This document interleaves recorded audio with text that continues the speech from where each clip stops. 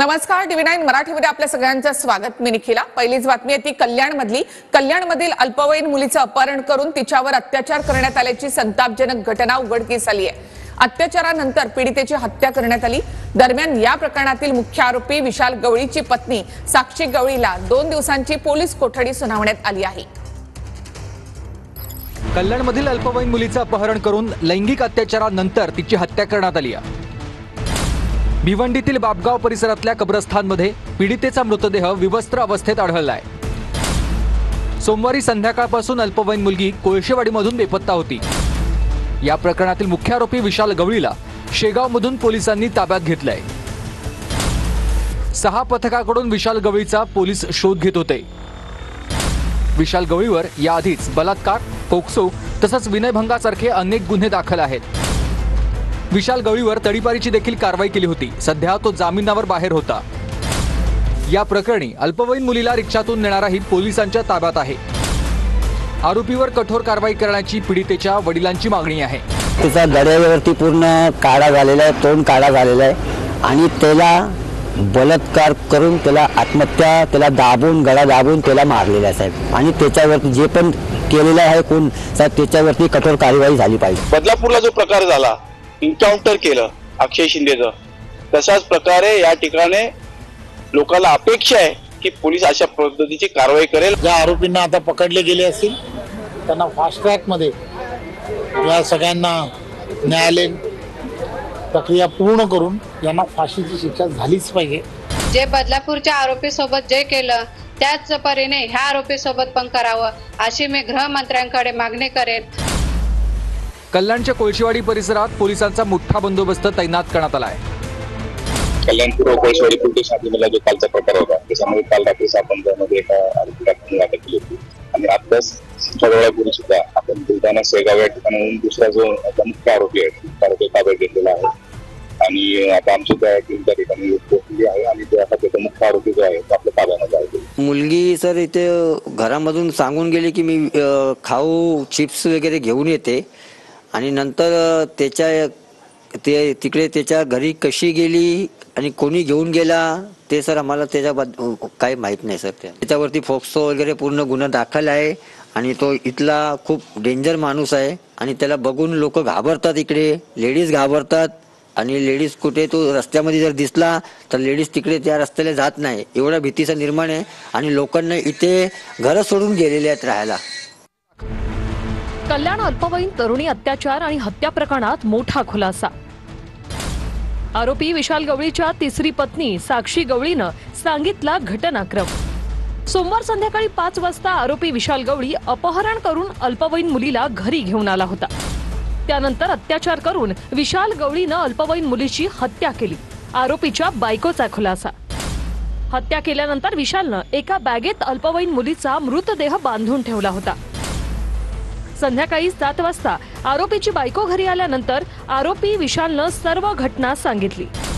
संध्याकाळी 7:30 नंतर मृतदेहाचं काय करायचं म्हणून आरोपी विशाल आणि त्याच्या बायकोनं योजना आखली। मृतदेहाची विल्हेवाट लावण्याआधी दोघांनी घरातील पुरावे नष्ट केले। रात्री 8:30 वाजता मित्राची रिक्षा बोलावून 9 वाजता बापगावच्या दिशेनं जात मृतदेह फेकला। मृतदेह फेकून परतत असताना आरोपी विशालनं दारू विकत घेतली आणि त्यानंतर पत्नीच्या गावी बुलढाणा येथे निघून गेला। दरम्यान आज पोलिसांनी आरोपी विशालला शेगावातून अटक केली आहे। धक्कादायक गोष्ट म्हणजे याच विशाल गवळीला साधारणतः 12 महिन्यांपूर्वी अल्पवयीन मुलीच्या बलात्काराच्या प्रयत्नामध्ये अटक झाली होती। क्लासवरून परत येणाऱ्या एका अल्पवयीन मुलीचा स्कूटीनं पाठलाग करून भर रस्त्यामध्ये तिच्यावर अतिप्रसंग करण्याचा प्रयत्न विशाल गवळीनं केला होता। त्यावेळी अटकेत घेतल्यानंतर पोलीस कोठडीमध्ये असताना सुद्धा मुजर आरोपीने विक्ट्रीचा साईन दाखवून आपला कायदा सुद्धा काही करू शकत नाही असं म्हटलं होतं। त्याच व्यक्तीनं आता 3 दिवसांपूर्वी पुन्हा एका अल्पवयीन मुलीचं अपहरण करून तिच्यावर अत्याचार केले आहेत। आरोपी विशाल गवळीवर आतापर्यंत कोणकोणते गुन्हे दाखल आहेत ते आपण पाहूया। 3 वर्षांमध्ये विशाल गवळीवर 6 गुन्हे दाखल आहेत। 2 अल्पवयीन मुलींचा विनयभंग आणि 1 जबरी चोरीचा गुन्हा देखील दाखल आहे। मुलावर लैंगिक अत्याचार केल्याचा गुन्हा देखील त्याच्यावर दाखल आहे आणि आता अल्पवयीन मुलीचं अपहरण आणि अत्याचार आणि हत्या असा गुन्हा या हैवानावर दाखल आहे. आणि आता बातमी येते बीडची. बीडमध्ये कुणाचीही दादागिरी चालू देणार नाही असं म्हणत मुख्यमंत्री देवेंद्र फडणवीसांनी इशारा दिलाय.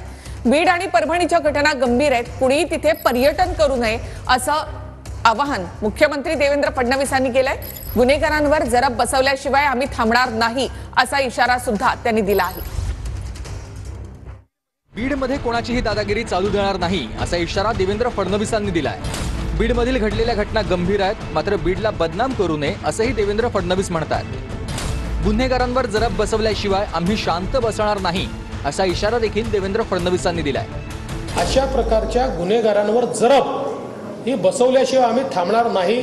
मी कालही सांगितलं, आजही सांगतो, बीड जिल्ह्यामध्ये कोणाची दादागिरी चालू देणार नाही. बीडमधील बंदुकांचे परवाने काही काल दिलेले नाहीयेत. तक्रार आल्यानंतर परवाने योग्य की अयोग्य याचा विचार करू असं देवेंद्र फडणवीस म्हणाले. हे परवाने काही काल दिलेले तर नाही आहेत. वर्षानुवर्ष लोकांनी घेतलेले ते परवाने आहेत. ते योग्य प्रकारे दिले आहेत, नाही दिले आहेत, या संदर्भात कुठली तक्रार असेल तर जरूर विचार करू आम्ही त्या संदर्भात. अजित पवारांनी बीड जिल्ह्याचं पालकमंत्रीपद घ्यावं आणि त्यांनीच तपास करावा, मारेकरांना शिक्षा व्हावी अशी मागणी बजरंग सोनावणे यांनी केली आहे. माझी तर इच्छाच अशी आहे, खरंच तपास करायचा तुम्ही खरं मग अजितदादांनीच पालकमंत्री होऊन तपास करावा. अजितदादांनी या बीड जिल्ह्याचं पालकमंत्रीपद घ्यावं, त्यांच्या मारेकऱ्याला शिक्षा झाली पाहिजे, ही माझी मेन मागणी. 6 तारखेला कोणाचा फोन आला, ही घटना घडल्यानंतर सरपंचाच्या भावाला कोणाचा फोन आला, बनसोड नावाच्या पीआयला कोणाचा फोन आला, सीडीआर काढा, सर्व समोर येईल असंही बजरंग सोनावणे म्हणाले. सीडीआर तपासले पाहिजेत, आम्ही देखील सहमत आहोत. पुरावे सापडल्यास सह आरोपी म्हणून पोलिसही आज जाऊ शकतात असं संजय शिरसाट यांनी म्हटलंय. 9 तारखेला ही घटना घडल्याच्या नंतर सरपंचाच्या भावाला कोण कोण बोललं आणि पोलीस स्टेशनला कोण बोललं, तिथं बनसोड नावाचे पीआय, त्यांना कुणाचा फोन आला, बनसोडचा सुद्धा सीडीआर काढा. कॉल डिटेल्स त्यांचे काल सीडीआर तपासले पाहिजेत, याबद्दल आम्ही त्या सुद्धा त्यांच्या बरोबर आहोत. तर हा फार मोठा गुन्हा आहे, म्हणून फक्त आरोपीच नाही तर त्याच्या सह आरोपी म्हणून सुद्धा पोलीस आतमध्ये जाऊ शकतात. धनंजय मुंडेंनीच सांगितलंय वाल्मिक कराड जवळचा आहे. धनंजय मुंडे मंत्री असल्यामुळे प्रकरणाला वेगळं वळण लागू शकतं, त्यामुळे तो समज दूर करण्यासाठी त्यांनी मंत्रिपदाचा राजीनामा द्यावा अशी मागणी क्षीरसागर यांनी केली आहे. तर धनंजय मुंडे साहेबांनी सांगितलं की वाल्मिक कराड हा माझ्या जवळच आहे आणि मग जर त्यांनी पदावरती जर मंत्रिपद त्यांनी जे काही त्यांना भेटलेलं आहे, जर ते पदावरती जर असले तर मग त्या चौकशीला परत काहीतरी वेगळं वळण लागण अशी लोकांमध्ये चर्चा आहे. अटक झालेले लोक सुपारी घेणार आहेत. मास्टरमाइंड वाल्मिक कराडला लवकर अटक केली पाहिजे असंही संदीप क्षीरसागर यांनी म्हटलंय. जे पण काही अटक झालेत ते सुपारी घेऊन केलेलं त्यांनी लोक वारंवार हे लोक करतात. त्याचा मास्टर माइंड जो आहे वाल्मिक कराड, तो लवकर अटक होऊन ह्या चौकशीमध्ये पुढे आला पाहिजे. बीड जिल्ह्यात राष्ट्रपती राजवट लावावी अशी परिस्थिती आहे. बीडमध्ये दंगल होईल असं वातावरण आहे. जनतेचा प्रशासनावर विश्वास नाही असं संजय राऊतांनी म्हटलंय.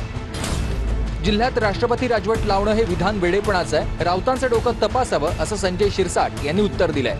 बीडची परिस्थिती अशी आहे की त्या एका जिल्ह्यामध्ये राष्ट्रपती शासन लावावं अशी परिस्थिती आहे. बीडमधल्या जनतेचा शासनावर आणि प्रशासनावर विश्वास नाही. आता हे वेडेपणाचं लक्षण आहे. एखाद्या जिल्ह्याला राष्ट्रपती राजवट लागते हे बाबासाहेबांच्या घटनेमध्ये तर लिहिलेलं नाही, पण असं कधी देशात कधी घडलं नाही, म्हणून यांनी यांचं डोकं थोडं तपासून घ्यावं. मुख्यमंत्र्यांनी बीडमध्ये जायला हवंय, लाडक्या धनुभाऊंसोबत जायला हवं. देशमुखांच्या कुटुंबाचा आक्रोश फडणवीसांना विचलित करत नसेल तर गंभीर आहे असं संजय राऊत म्हणाले. अजितदादांना बीडमध्ये जाण्यासाठी विनंती केली होती, दादा गेले होते. घटना घडल्यानंतर विरोधकांनी जावं, मात्र त्याचं पर्यटन करू नये असं देवेंद्र फडणवीस म्हणाले. मुख्यमंत्र्यांनी बीडमध्ये जायला हवं. गृहमंत्री आहेत ते आणि त्यांचे जे लाडके धनुभाऊ आहेत त्यांच्याबरोबर जायला हवं. की अशा प्रकारच्या घटना घडल्यानंतर सेन्सिटिव्ह असतात, तिथे कोणी ना कोणी शासनातर्फे कोणी विरोधी पक्षातर्फे गेलं पाहिजे, पण त्याचं पर्यटन करू नये. वाल्मिक कराडने सरेंडर करावं आणि धनंजय मुंडेंनी राजीनामा द्यावा अशी मागणी अंजली दमानिया यांनी केली आहे. तर बीडमधील बंदुकांच्या परवान्याची फडणवीस यांनी चौकशी करण्याची मागणी दमानिया यांनी केली. 28 तारखेला तिथेच राहून त्यानंतर सुद्धा जोपर्यंत वाल्मिक कराडला आणि अटक होत नाही आणि त्याच्या सगळ्या त्या बाकीच्या 7 जणांना अटक होत नाही आणि धनंजय मुंडेचा राजीनामा मिळत नाही तोपर्यंत मी बीडमध्ये राहून तिथे ठिय्या आंदोलन करणार. धनंजय मुंडेंनी राजीनामा दिला तर नक्कीच मग मी बीडला जाऊन फक्त त्या परिवाराला भेटून परत येईन. तुमच्या कार्यकाळात तुम्ही आधी 5 वर्ष होम मिनिस्टर होतात, त्यानंतर 2.5 वर्ष नव्हतात, पुन्हा तुम्ही गेले 2.5 वर्ष होम मिनिस्टर होतात, आता पुन्हा तुम्ही होम मिनिस्टर आहात. तेव्हा नाही केलं जाऊ द्या, आता तरी करा. मी काल एसपींना सुद्धा तोच मेसेज पाठवला. मी सगळ्यांना बीडच्या लोकांना कळकळीची विनंती करते, तुमच्याकडे जे असे व्हिडिओज असतील ते मला पाठवा. त्या लोकांचं इन्व्हेस्टिगेट करून त्यांची सगळ्यांची लायसन्स असली तरी रद्द करायला लावू आपण. तर मनोज जरांगे यांनी सोमनाथ सूर्यवंशी यांच्या कुटुंबियांची भेट घेतली आहे. पोलिसांच्या मारहाणीमध्ये सोमनाथचा मृत्यू झाल्याचा आरोप जरांगे यांनी केलाय. तर जीव घेणाऱ्या पोलिसांना सोडू नका असं देखील जरांगे यांनी म्हटलंय. वणीपर्यंत एसट्या बंद आहेत ना, 7-8-10 वर्ष झाले एसट्या लागत नाहीत मंत्र्याला इकडे यायला, कारण गरिबाची गरज नाही, गरिबाची फक्त मतदानापुरती गरज आहे यांना, मधल्या काळात नाही. पण यापेक्षाही मी आज जाहीरपणानं मुख्यमंत्र्याला विनंतीपूर्वक सांगतो की ह्या कुटुंबावरती खूप आघात झाला आहे आणि पोलिसांनी इतकी मारहाण केली की त्याचा जीव त्याच्यात गेला. आणि जर पोलिस जीव घेणार असली तर पोलिसांना तुम्ही सोडला नाही पाहिजे, सगळेचे सगळेमध्ये टाकले पाहिजे, याचा छडा लावला पाहिजे. त्यांच्या सगळ्या मागण्या यांनी मुख्यमंत्र्यांनी मान्य केल्या पाहिजे. गडचिरोलीचं पालकमंत्रीपद स्वतःकडे ठेवू इच्छितो असं मुख्यमंत्री देवेंद्र फडणवीसांनी म्हटलं आहे. दरम्यान बावनकुळे, अजित पवार आणि शिंदे चर्चा करून या संदर्भातला निर्णय घेतील, तो आपल्याला मान्य असेल असं देवेंद्र फडणवीसांनी म्हटलंय. च्या संदर्भात आमचे अध्यक्ष चंद्रशेखर बावनकुळे हे इतर दोन्ही पक्षांसोबत बसून कुठे कोण पालकमंत्री असेल याचा निर्णय करतील. ते जो निर्णय करतील तो मला मान्य असेल. त्यांनी मला बीडला जायला सांगितलं, बीडला देखील जाईल, किंवा त्यांनी जिथे जायला सांगितलं तिथे जाईल. साधारणपणे मुख्यमंत्री कुठलं पालकत्व ठेवत नसतात, पण माझी स्वतःची इच्छा आहे की गडचिरोली मात्र मी स्वतःकडे ठेवू इच्छितो. अर्थात या 3 नेत्यांनी मला मान्यता दिली तरच ठेवेल. तर पहिलं सरकार आहे त्यामुळे आरक्षण देतील का असं काही लोक म्हणतात. मात्र आत्ताच खरी मजा आहे हिशोब चुकता करण्याची, असं विधान मनोज जरांगे यांनी केलंय. दरम्यान त्यांच्या या विधानानंतर देवेंद्र फडणवीसांनी प्रत्युत्तर दिलंय. सरकार आहे पहिलंच काय काय सगळे नाही, सगळ्यामध्ये येऊन दे कोणाचा बी पाया का तुडीत असतो आम्ही त्याला. पण काही म्हणतात ते सरकार आहे पुन्हा ते का. आता तर खरी मजा आहे हिशोब चुकता करायची. हो द्या आता, पहिल्यांदा दुसरं ढकलेच होता ना, मी विरोध करत नाही, मी द्या म्हणतो, आता कळून देतो का नाही. हा मजा घेण्याचा प्रश्न नाहीच आहे. याच्यावर मजा काय आली पाहिजे हा जनतेच्या जिव्हाळ्याचा प्रश्न आहे. त्यामुळे या प्रश्नामध्ये पहिल्या दिवसापासनं मी असेल, अजितदादा असतील, शिंदेसाहेब असेल, आमच्या भूमिकेत कुठलंच अंतर नाही आहे. आमच्यामध्ये कुठला अंतर्विरोध नाही आहे. जे निर्णय घेतले आहेत तिघांनी मिळून घेतले आहेत. पुढे जे निर्णय घेऊ तिघं मिळून घेऊ. आणि थेट आपण कल्याणमध्ये जाणार आहोत. खासदार श्रीकांत शिंदे कल्याणमध्ये पीडित कुटुंबियांच्या भेटीसाठी गेले आहेत. पीडित कुटुंबियांचं सांत्वन करण्यासाठी श्रीकांत शिंदे आता त्यांच्या घरी पोहोचलेले आहेत. कल्याणमध्ये खासदार श्रीकांत शिंदे पीडित कुटुंबियांच्या भेटीला. अल्पवयीन मुलीवर अत्याचार आणि त्यानंतर तिची हत्या करण्यात आल्यानंतर कल्याण हादरलंय. भिवंडीमधील बाबगाव परिसरामध्ये या अल्पवयीन मुलीचा मृतदेह आढळला होता. मुख्य आरोपी विशाल गवळीला पोलिसांनी शेगावमधून अटक केली आहे. त्याच्या पत्नीलाही त्याच्या घरून अटक करण्यात आली. त्यानंतर विशाल गवळीची पत्नी साक्षी गवळीला 2 दिवसांची पोलीस कोठडी देण्यात आली आहे. कल्याणमध्ये अल्पवयीन मुलीचं अपहरण, त्यानंतर तिच्यावर अत्याचार आणि हत्या, या प्रकरणानं एकूणच कल्याण हादरलंय. खासदार श्रीकांत शिंदे पीडित कुटुंबियांच्या भेटीला पोहोचलेले आहेत.